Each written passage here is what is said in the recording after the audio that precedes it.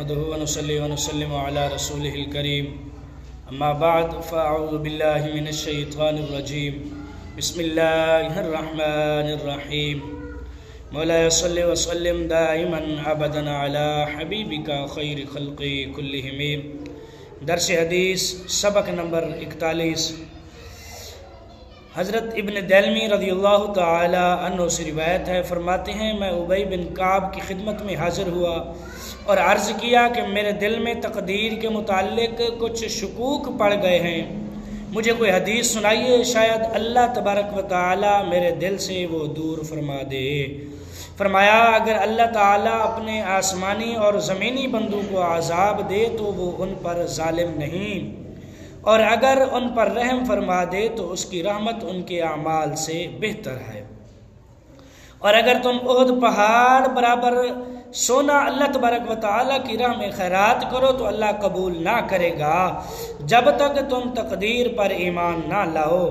ये ना जान लो कि जो तुम्हें पहुंचा वो तुमसे बच ना सकता था, और जो तुमसे बच गया वो तुम्हें पहुंच ना सकता था। और अगर तुम इसके सिवा कोई और अक़ीदे पर मरे तो दोज़ख में जाओगे। फरमाते हैं मैं फिर अब्दुल्लाह इब्न मसूद के पास गया, उन्होंने भी यही फरमाया। फिर मैं हुज़ैफ़ा इब्न यमान के पास गया तो उन्होंने भी यही फरमाया। फिर फरमाते हैं कि फिर मैं ज़ैद इब्न साबित की खिदमत में हाज़िर हुआ तो उन्होंने भी इसी तरह हुज़ूर अलैहिस्सलातु वस्सलाम की हदीस मुबारका बयान फरमाई। यानी ये मसला तकदीर के बारे में है। साहबी फरमाते हैं कि मैं उबई बिन काब की खिदमत में हाज़िर हुआ, चूँकि मेरे दिल में कुछ शकूक व शुबहात थे तकदीर के मुताल्लिक। मैं उनसे पूछा, उनसे कहा कि फरमाइए कि अल्लाह तबारक व ताला के महबूब ने कोई ऐसी बात बयान फरमाई है जो तकदीर के मुताल्लिक हो, आप मुझे वो बात बताइए, हो सकता है अल्लाह तबारक व ताला मेरे वो शकूक व शुबहात मेरे दिल से वो दूर फरमा दे। तो फरमाया अल्लाह तबारक व ताला अपने आसमानी और ज़मीनी बंदों को अज़ाब दे तो वो उन पर ज़ालिम नहीं है।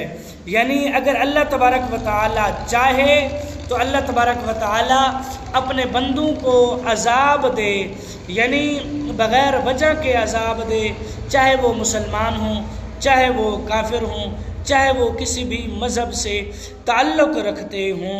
अल्लाह तबारक व ताला अज़ाब दे तो वो अल्लाह तबारक व ताला ज़ालिम नहीं है।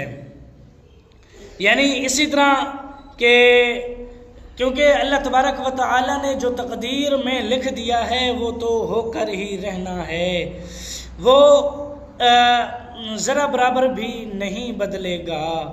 यानी तफसीर में यानी क्या उसमें तशरीह में कहते हैं कि यानी क्यों और कैसे में गौर ना करो, बल्कि ये ईमान रखो कि रब मालिक की हकीकी है, अपनी मलकियत में जो चाहे तसर्रुफ़ करे। फिर वो मिसाल देते हैं, हम बकरी ज़िबा कर लेते हैं, दरख्तों को काट कर जला लेते हैं, कुम्हार एक मिट्टी को प्याला बनाता है जो पानी में रहे, दूसरी को हांडी जो आग पर जले। जब ये कोई जुल्म नहीं तो अगर अल्लाह तबारक व ताला हमें बेकसूर जहन्नम में डाल दे तो जालिम क्यों। ख्याल रहे ये गुफ्तगू फ़र्ज़ी है, जैसे कि रब ताला ने इरशाद फरमाया कुल इन कान लिर्रहमान वलदुन फ़अना अव्वलुल आबिदून। फरमाया कि मुहाल रहमान के कोई बच्चा होता तो सबसे पहले मैं पूजता, वरना अंबियाए कराम और जिनसे जन्नत का वादा हो चुका उनका अजाब पाना ऐसा ही नामुमकिन है जैसा रब का शरीक ठहराना। रब ताला झूठ से पाक है। यहाँ सिर्फ ये फरमाया गया कि बफर्ज़ महाल अगर इन्हें अजाब दे दे तो वो जालिम नहीं, कि वो जालिम जो दूसरों की मिल्क में बिला वजह तसर्रुफ़ करे। यानी यहाँ सिर्फ मिसाल दी गई है, वरना ऐसा मुमकिन नहीं है। मिसाल के तौर ये फरमा दिया गया है कि अगर अल्लाह तबारक व ताला ऐसा करे तो वो जालिम नहीं ठहराएगा, क्योंकि इसकी मिसाल भी दे दी गई है। फिर अल्लाह तबारक व तआला की कुरान मजीद में जो आयत बय्यिनात है वो भी मैंने आपके सामने तिलावत की और उसका तर्जमा भी मैंने आप लोगों को बताया। ये भी इसी तरह है कि जैसा कि ये मुहाल है कि अल्लाह तबारक व तआला अंबियाए कराम को जहन्नम में नहीं डालेगा, और इसी तरह है कि जो अल्लाह तबारक व तआला के बरगुज़ीदा बंदे हैं उन्हें भी जहन्नम में नहीं डालेगा। और ये भी इसी तरह है कि जैसा कि अगर अल्लाह तबारक व तआला की कोई औलाद होती तो सबसे पहले उसे पूछता। यानी जैसे ये सब चीज़ें मुहाल हैं, ये भी इसी तरह मुहाल है। ये सिर्फ एक मिसाल देकर समझाया गया है। इसी तरह अगर सारे बंदों को कुफार मुर्तदीन वगैरह उनको बख्श दे तो ये उसका रहम है। ये कलाम भी फ़र्ज़ी है, वरना इबलीस, फ़िरऔन, अबू जहल वगैरह का जन्नती होना नामुमकिन है। जैसे कि अल्लाह तबारक व तआला ने इरशाद फरमाया, वला यदखुलूनल जन्नत हत्ता यरजुल जमल फ़ी सम्मिल ख़ियात, और ना वो जन्नत में दाखिल होंगे जब तक सुई के नाके ऊँट दाखिल ना हो। यानी अल्लाह तबारक व तआला अगर किसी को जन्नती ठहराए, चाहे वो काफिर हो, वो इस तरह कर सकता है, उससे पूछने वाला कोई नहीं है। ये भी इसी तरह, यानी ये फ़र्ज़ी मिसाल है, फ़र्ज़ी मिसाल देकर समझाया गया है, ना कि कोई इसकी पक्की बात है कि ये ऐसा ही होगा। फिर फरमाया कि अगर तुम उहद बराबर सोना अल्लाह तबारक व तआला की राह में खैरात करो तो वो अल्लाह कबूल ना करेगा जब तक तुम तकदीर पर ईमान ना लाओगे। यानी तकदीर पर ईमान लाना ज़रूरी है।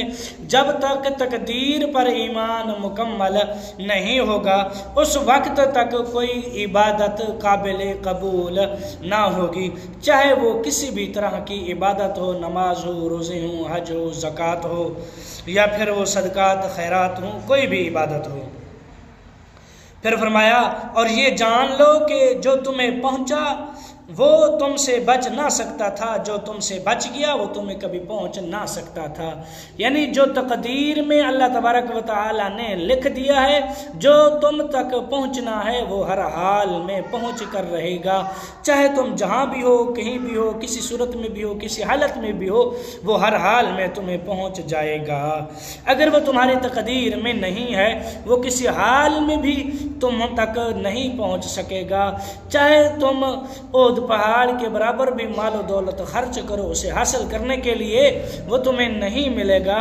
तुम एड़ी चोटी का जोर लगाओ फिर भी वो तुम्हें किसी सूरत में भी नहीं मिलेगा, क्योंकि वो तुम्हारी तकदीर में नहीं लिखा गया कि वो तुम्हें किस तरह मिल सकता है। फिर फरमाया, और अगर तुम इसके सिवा कोई और अकीदे पर मरो तो दोज़ख में जाओगे। यानी अगर तुम तकदीर को नहीं मानते तो तुम जो है वो दोज़ख में जाओगे, तुम जन्नत में नहीं जाओगे। यानी तकदीर पर ईमान लाना ज़रूरी है, इसके अलावा कोई चारा नहीं है।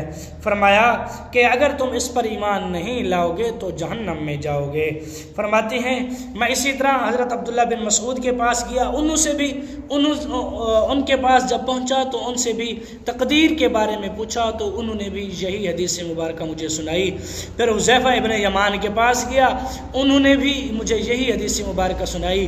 फिर ज़ैद इब्न साबित के पास गया, उन्होंने भी मुझे यही हदीस मुबारक सुनाई। यानी यहाँ से मसला ये भी मालूम होता है कि अगर कोई मसला हमें दरपेश आए, हमें कोई बात मालूम ना हो तो हम अहले इल्म के पास जाएं, ना कि हम किसी एर गैर नथु गैर के पास जाएं।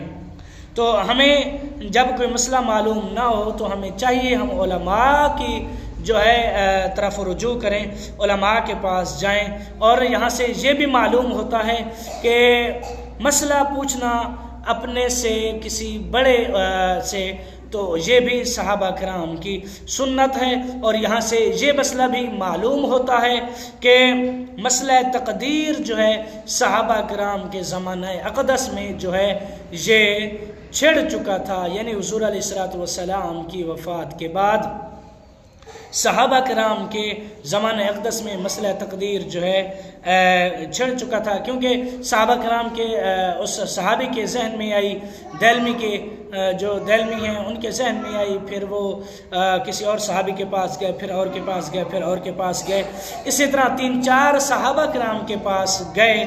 और इससे ये भी मालूम होता है कि अगर इससे एक सहाबी से एक उलमा एक आलिम से मसला पूछ लिया तो बाकियों से भी मसला पूछ सकते हैं, वो भी कन्फर्म करने के लिए, ना कि शर फैलाने के लिए, ना कि उसके कोई कमी कोताही ढूंढने के लिए, बल्कि इस नीयत से पूछना चाहिए कि इल्म में बरकत हासिल हो और इल्म में इजाफा हो, और फिर जो है इल्म भी पक्की इल्म वाली जो है वो अच्छी बात जो है इल्म है वो पक्का हो, ना कि उसमें कोई शकूक व शुबहात हों।